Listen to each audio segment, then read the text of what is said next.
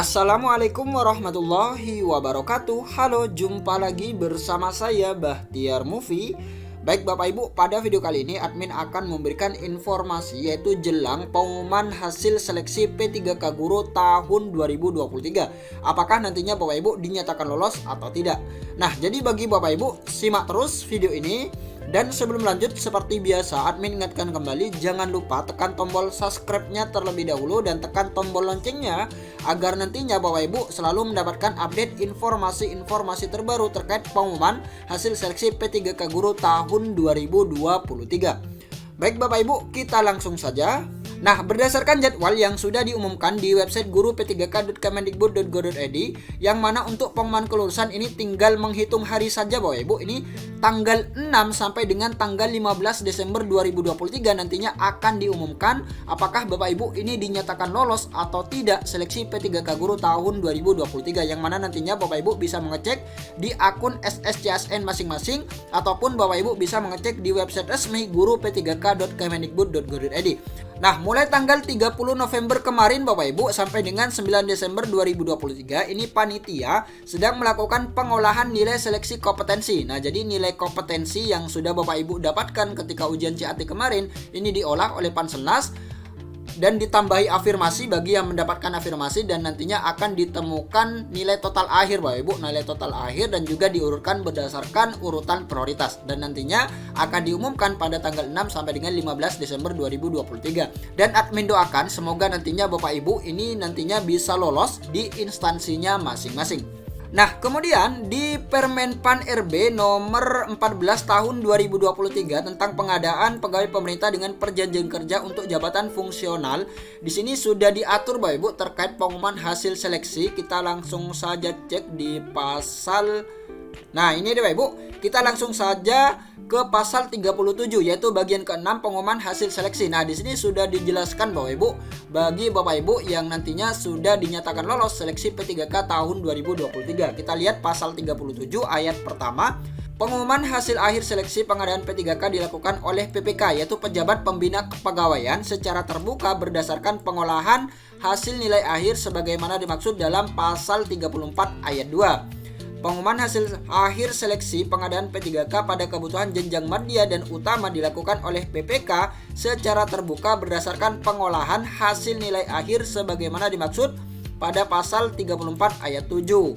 Kemudian pengumuman sebagaimana dimaksud pada ayat 1 dan ayat 2 tidak melebihi jumlah kebutuhan pada masing-masing jabatan dan kualifikasi pendidikan sebagaimana ditetapkan oleh menteri. Nah, jadi tidak melebihi jumlah kebutuhan. Kemudian pada pasal 38-nya ini Panselnas dapat membatalkan. Nah, jadi Panselnas dapat membatalkan hasil akhir seleksi P3K jika penyelenggaranya tidak sesuai dengan pedoman yang telah ditetapkan oleh masing-masing instansi pemerintah. Kemudian yang kedua, dalam hal terjadi pembatalan hasil akhir seleksi P3K, instansi pemerintah diberikan kesempatan untuk melaksanakan ulang seleksi P3K setelah mendapat persetujuan dari menteri. Nah, jadi jika terjadi hal pembatalan Bapak Ibu, hal pembatalan, maka nantinya instansi pemerintah ini diberikan kesempatan ulang untuk melaksanakan seleksi P3K.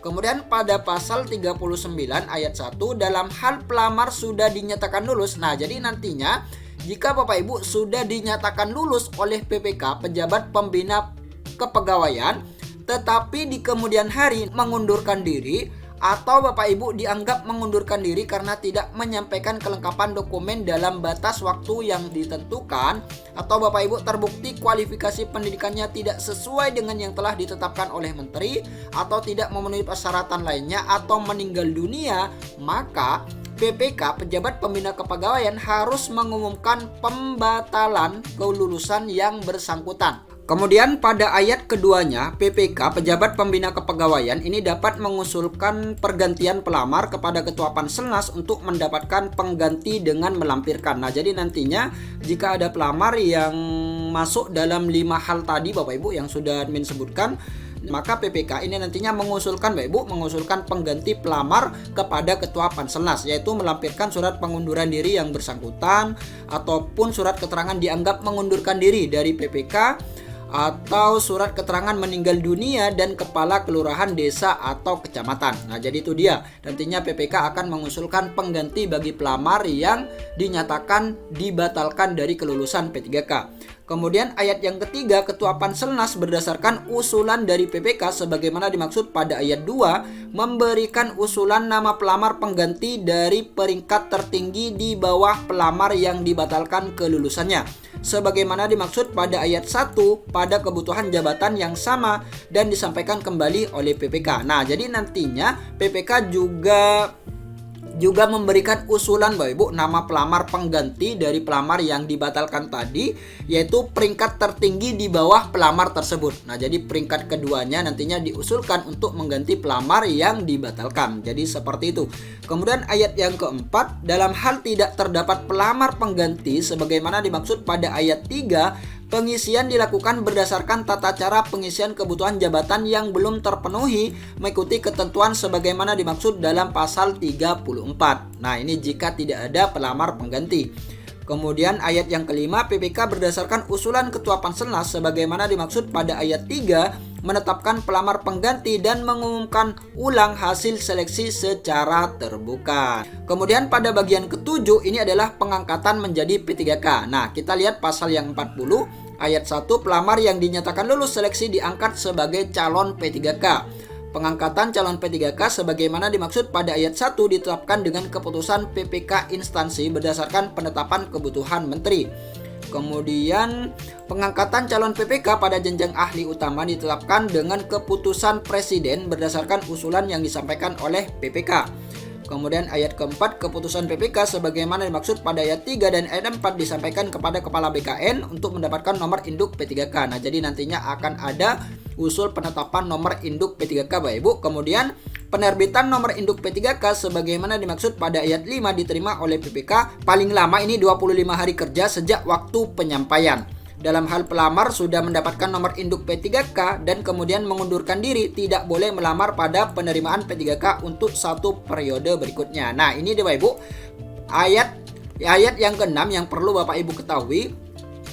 Jika nantinya Bapak Ibu sudah dinyatakan lolos dan mengikuti pemberkasan usul penetapan nomor induk P3K dan Bapak Ibu sudah mendapatkan NI P3K, nomor induk P3K, kemudian Bapak Ibu mengundurkan diri, maka Bapak Ibu ini mendapatkan sanksi yaitu tidak boleh melamar pada penerimaan P3K untuk satu periode berikutnya. Nah, ini jika sudah mendapatkan nomor induk P3K.